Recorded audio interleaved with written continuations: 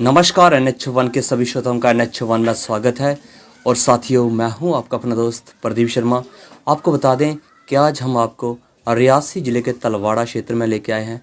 तलवाड़ा वो क्षेत्र जहां पे माइग्रेशन जो हुई 1998 की बात करते हैं, माइग्रेशन हुई और उसके बाद यहाँ पे कॉलोनियों में आके वो माइग्रेट लोग आके बसने लगे। और उस समय की अगर बात करते हैं, कहीं ना कहीं ये लोग जो थे वो आतंक के सताए हुए लोग थे और अपने घर बार छोड़ के इन माइग्रेशन कॉलोनी में बैठने के लिए मजबूर हुए। आज एक ऐसे परिवार से हम आपकी मुलाकात करवा रहे हैं जो भी उसी दौरान जहाँ पे पहुँचा था, उनको भी जो भी भारत सरकार की तरफ से सहायता मिलती थी वो उनको भी लगातार मिल रही थी।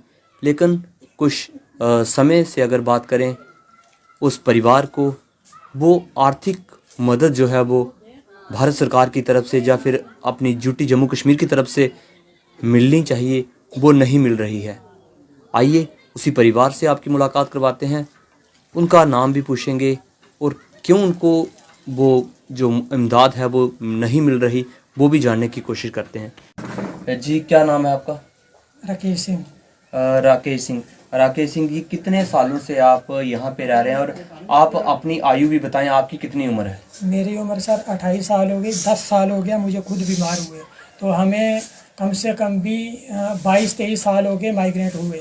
पहले हमें रिलीफ मिलती थी 1600 रुपया, फिर हमारी रिलीफ हुई 13,000 रुपया। 13,000 रुपया फिर रिलीफ हमारी हुई तो बीच में बंद हो गई। ऐसे 256 लोग परिवार थे जिनकी रिलीफ बंद हो गई। 256 परिवार थे जिनकी रिलीफ बंद हो गई।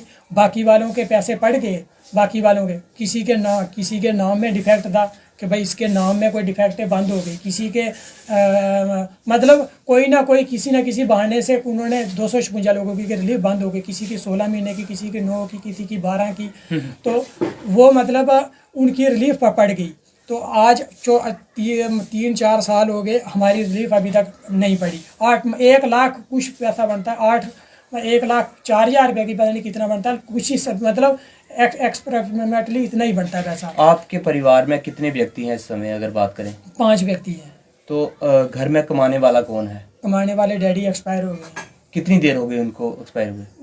1.5 साल हो गया। 1.5 साल हो गया। हाँ। तो क्या उसके बाद आपको जो आपकी रिलीफ जो भारत सरकार की तरफ से आपको मिलती थी वो भी बंद हो गई? नहीं ना, वो मिल तो रही है। वो मिल रही है। कितनी मिलती है आपको वो? 13,000 रुपया। हमारा पुराना बकाया मतलब 256 लोग थे। जब मेरे डैडी जिंदा थे 256 लोगों की रिलीफ बंद थी, उन बाकी वालों की पड़ गई। लेकिन हमें क्यों नहीं मिली? क्योंकि वो पैसा देते होंगे अफसरों को, तो इसलिए उनकी पड़ गई। आपका बकाया वहाँ पे है जो वो नहीं मिल रहा? हाँ, वो नहीं मिल रहा। तो इस समय क्या सूरत हाल है? जो 13,000 आपको रिलीफ मिलता है वो रिलीफ आपको मिल रहा है? हाँ, मिल रहा है। तो और क्या आप कहना चाहते हैं किस किस्म की यहाँ पे आपको जो है वो मुश्किलातें आती हैं? मुश्किलातें देखो, हमारे गांव के जो थे लंबड़दार रतन सिंह जी थे, मैं उनका शुक्रगुजार हूँ। उन्होंने हमारी इतनी हेल्प की, उन्होंने हमारी मदद की कि इनकी फाइल जो है वो आपको पता है कि विधवाओं को पेंशन मिलती है। उन्होंने हमारी इतनी मदद की कि उन्होंने हमारी फाइल अपने पैसों से ले, कोई हमसे पैसा नहीं लिया, अपनी इंसानियत के नाते उन्होंने हमारी मदद की। उन्होंने हमारी फाइल जो है, हम रजौरी से माइग्रेट हुए हैं, वहाँ पे जमा करवाई है। हम आपके चैनल के माध्यम से ये अपील करना चाहते हैं सरकार से कि इनकी विधवा जो है, महिला की जो पेंशन मिलती है वो इसको मतलब दी जाए। तो और क्या किस किस्म की आपको परेशानी लगी जब आप वहाँ से माइग्रेंट हुए, यहाँ पे आप आए? तो थोड़ा सा आप पिछला एक्सपीरियंस हमारे साथ वो भी साझा करें, किस तरह के हालात सर, एक्सपीरियंस हम साझा करने के लायक ही नहीं, मैं आपको बता नहीं सकता कि उस समय जो हमारे साथ जो हुआ वो पता हमें ही है।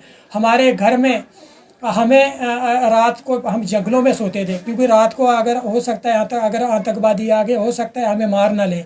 मतलब लाशों के हमारे जहाँ पे हमारा घर है उससे दूरी पर कुछ ही दूरी पर, पता मुझे भी अभी उसका पूरा पता नहीं है, लेकिन इतना पता है कि 14 की 15 लोग थे जो जिंदा जला दिए थे। फिर ढक्की कोट प्राणकोट में वहाँ पे भी कई एक ही परिवार के मतलब ब्राह्मण परिवार था, उनके परिवार को पूरे खानदान को 2 की 3 बंदे बचे थे, बाकी सबको मार दिया था। तो रात को मुझे अभी भी याद है, जब मैं 4 की 5 साल का था उस समय, तो हम छुप छुप के जंगलों में से ज़िंदगी बचाते हुए रनसू आए, रनसू में से फिर पौनी रहने लगे। फिर पौनी के बाद यहाँ पे आए हम, फिर हमारी प्रोटेस्टें चली काफ़ी, कम से कम भी हमने 1998 से हमने प्रोटेस्टें, आपको भी पता होगा, आप रियासी के रहने वाले हो, तो कितनी प्रोटेस्टें करने के बावजूद हमें रिलीफ मिली 1600 रुपया। फिर हमारी स्ट्रगल जो है वो जारी रही, लेकिन फिर स्ट्रगल करने के बाद हमें जो है वो रिलीफ मिली 13,000 रुपया रिलीफ मिली। तो हम शुक्रगुजार हैं, मैं शुक्रगुजार हूँ सरकार का कि उनकी बीजेपी के राज में मोदी जी की वजह से आज हमें 13,000 रुपया रिलीफ मिली। और उसके बाद जो है वो हमारा जो है वो पैसा बंद हो गया 8 महीने से। 8 महीने से, और ऐसे 256 लोग थे जिनके उन बाकी वालों के पैसे पड़ गए, लेकिन हमारे नहीं पड़े। इसका मतलब ये हुआ कि देखो, मेरे पास तो उनके खिलाफ कोई सबूत तो है नहीं है, वो इसका मतलब वो अफसरों को पैसा देते हैं तो उनके डायरेक्ट पैसे बढ़ जाते हैं। हमारे पैसे आज चौथा साल है, हमारे पैसे क्यों नहीं पड़ रहे हैं अभी तक? इतना, आज मेरी माँ को देखो, आज हालत इतनी बीमार है, वो खुद बीमार है, मैं खुद डिप्रेशन का, दिमागी मेरी हालत ठीक नहीं है, डिप्रेशन का शिकार हूँ।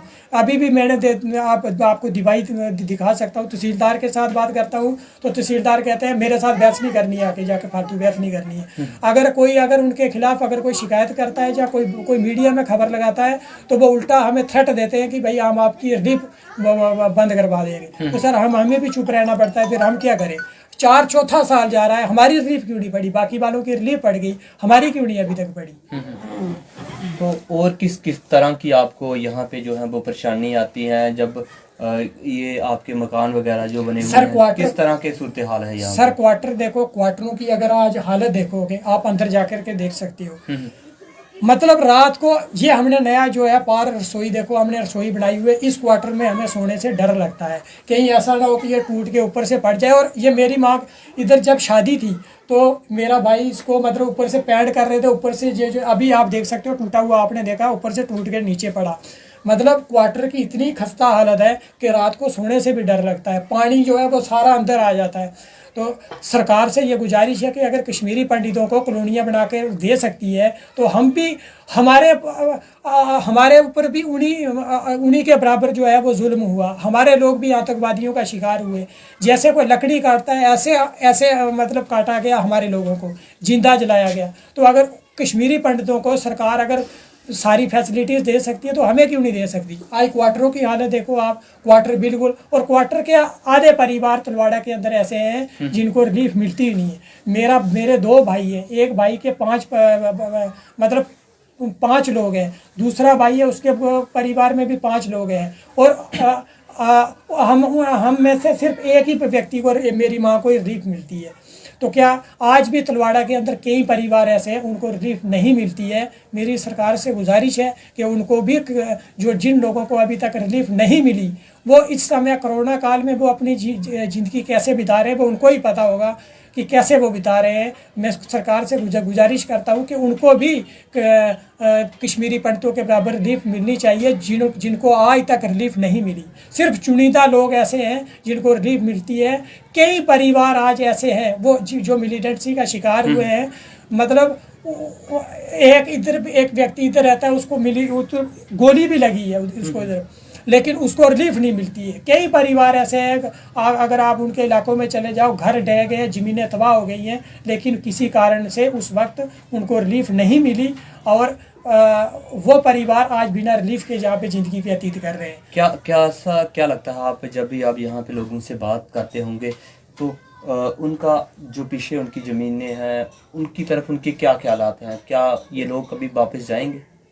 देखो सर, वापस जाने का जहाँ तक सवाल है, वापस कैसे जाएंगे? मतलब हमारे पास इतनी इतनी ताकत नहीं है हमारे पास, हम इतने पैसे वाले नहीं। अगर हम घर में जाएंगे, हमारे घर तबाह हो चुके हैं, ज़मीनें तबाह हो चुकी है। अच्छा, वहाँ पे रहने के लिए कम से कम पैसों की ज़रूरत होती है। इतना पैसा कहाँ से हम लाएंगे? उन ज़मीनों को कम से कम भी चलाने के लिए लगभग ना करते भी 10 साल लगेंगे उन ज़मीनों को ठीक करने में। आपको पता है कि आज के ज़माने में अगर एक टॉयलेट ही बनाना हो तो कितना खर्चा आता है। वो पहाड़ी एरिया है, अगर इतना सा कमरा बनाना हो तो ना करते 5 लाख रुपए का खर्चा आता है।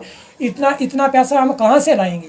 यहाँ पे कितने परिवार जो है वो रहते होंगे और लगभग कितनी उनकी पॉपुलेशन होगी यहाँ पे जो भी? देखो सर, इसका मैं अब करेक्ट आपको अब मैं नहीं बता सकता, लेकिन अगर पूरी गिनती की जाए तो कम से कम 5,000 के करीब रहते हैं। 600 परिवारों को रिलीफ, 600 कुछ परिवार रिलीफ मिलती है और आधे लोगों को जो है वो बेचारे वो रिलीफ उनको मिलती नहीं। और वो उसकी वजह से घर में भी लड़ाइयाँ शुरू हो गई हैं कि एक भाई बोलता है जी तुझे रिलीफ मिलती है, मुझे नहीं मिलती है। तो सरकार से मेरी गुजारिश है कि जिनको नहीं रिलीफ मिलती है उनको भी मिलनी चाहिए। धन्यवाद। तो बिल्कुल आज हम आपको माइग्रेंट कॉलोनी तलवाड़ा में लेके आए थे और फिर से बता दें कि जहाँ पे लगभग 600 से 700 परिवार जो हैं वो रहते हैं, लेकिन आज हमने एक परिवार का दुख दर्द आपके साथ साझा करने की कोशिश की है। लेकिन आपको बता दें ये एक परिवार की नहीं बल्कि यहाँ पे रहने वाले घर घर की यही कहानी है। हम भी सरकार से कहेंगे कि वो भी कोई अच्छा इनिशिएटिव ले, जो भी यहाँ पे इनको रिलीफ वगैरह मिलती है उस पर भी रिव्यू करने की ज़रूरत है कि कुछ लोग रहते हैं उनको रिलीफ नहीं मिलता, क्या वजह है उनको रिलीफ नहीं मिलता? जो इनके ऊपर छत है, क्या वो छत के नीचे जो लोग रह सकते हैं? ये भी एक इनकी तरफ से जेन्युइन प्रश्न था। और साथ ही साथ अगर इन लोगों को वापस भी भेजा जाता है, क्या सरकार के पास वो रोड मैप है, सरकार के पास वो प्लान है कि इन लोगों को जहाँ से ये आए हैं वहाँ पे ये सेटल हो सकें? क्या कोई ऐसी रणनीति है? जितने भी हमारे व्यूअर्स देख रहे हैं, हम सभी से कहेंगे कि इस वीडियो को आप भी शेयर करें और प्रशासन तक ये बात जरूर पहुँचे। जय हिंद, जय भारत।